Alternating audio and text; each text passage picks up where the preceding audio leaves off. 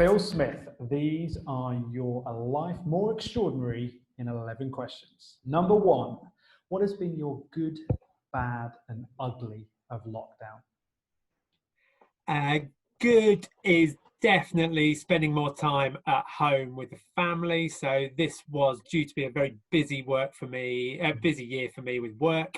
I think I was due to be away 65 nights this year, and I've been away one or two or something like that. So spending time at home with the family has been brilliant. The bad, probably at times, has been being at home at the family with the family for all of that time as well. I think whilst it has been fantastic, I've got 3 young kids, and it's great to have spent more time with them. It's also had its own challenges, and not having a space to go to. So that's probably been the biggest challenge. And ugly, I don't know, possibly the lack of ability to get to a barber's, I think, for most of it. What's your keeper? What's that one thing that you're going to keep on doing?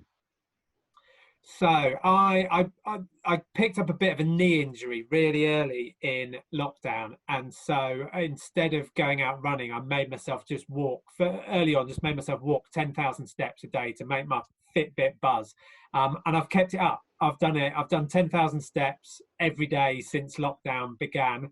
Some days that's really easy. Some days that involves pounding the streets outside at about 9 o'clock at night once the kids are in bed.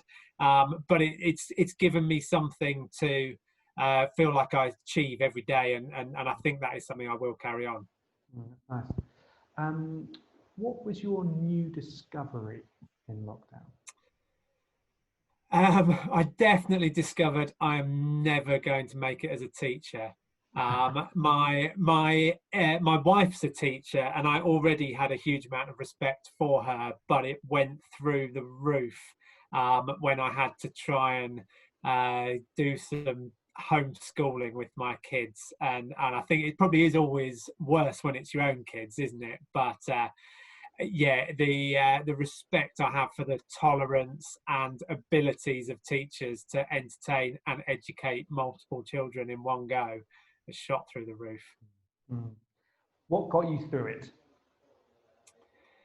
I touched on it a bit at the start, but I think family. It's an interesting one. I've spoken to colleagues and friends who live on their own, and they'd say, how on earth do you manage just being in a house with 3 kids all the time? It must be an absolute nightmare. And I genuinely think the opposite. I think how do you do it living on your own? Because having the family around, having my wife and kids there, it's of course there's ups and downs within that, but that has totally got me through it, and hopefully building a sort of stronger family unit. Are you team never been fitter or never been fatter? Good question. Somewhere in between, I think. So last year I did a lot of running, and I got fitter than I have been for 20 years, and so when I then picked up my knee injury, that went out the window. So not quite as fit as last year, but not quite as fat as the previous 20. And how are you really? Not as resilient as I thought I was. So we moved house as a family. So that was another good thing to come out of this year, has been that we moved house. It was never on the cards for this year. There was always a reason not to do it. This year, if it taught us anything, said now's the time to do stuff. So we moved house, which is brilliant. But moving house is stressful, isn't it? Yeah. Aside from any of the other bits in terms of cost or dealing with solicitors and estate agents, just the fact that your life almost overnight goes from complete order to complete chaos. And I thought I was really quite resilient, and it took me about a week to recover from just the act of moving, and it really hit me quite hard. And I realized that I think as a result of everything that we've all gone through this year, I had nothing left in reserve, where I normally feel like I've got somewhere to reach into, and it just wasn't there. So I think that's a big lesson for me was, and I think for everyone, just to keep an eye out for people, because we don't know how much of an effect what we've all lived through this year will really have on us. So yeah, an interesting one for me. Definitely. Yeah, that's interesting. Are you living your best life or your worst life? Interesting. I mean, I think more of my best than my worst. I mean, as I say, spending time with the family has been brilliant.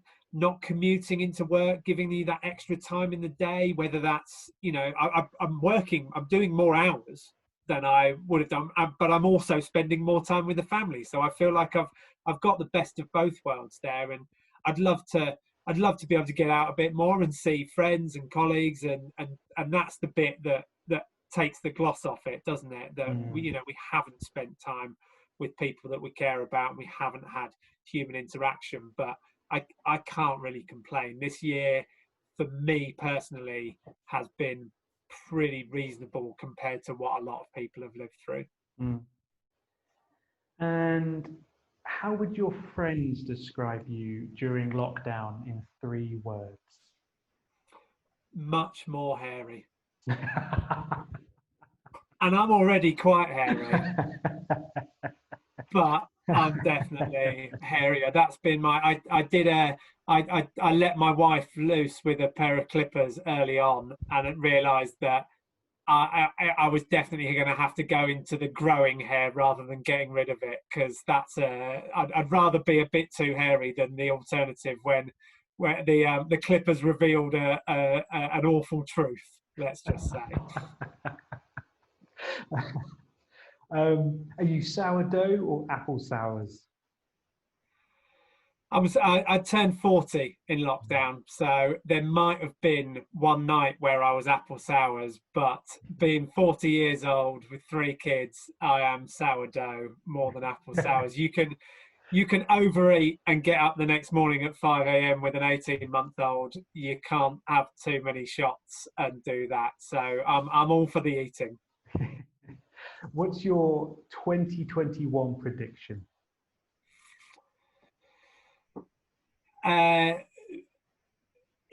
2021 will be a better year, but not as fast as we want it to be.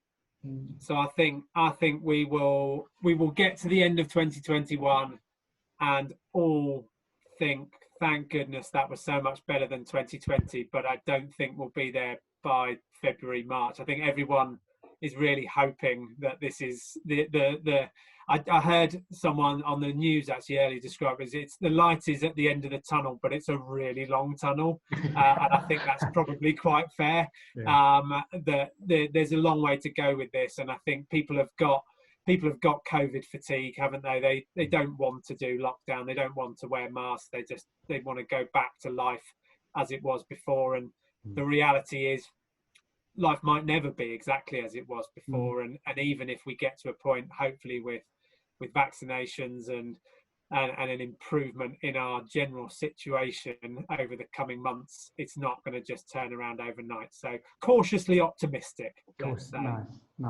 And what's your final word for 2020?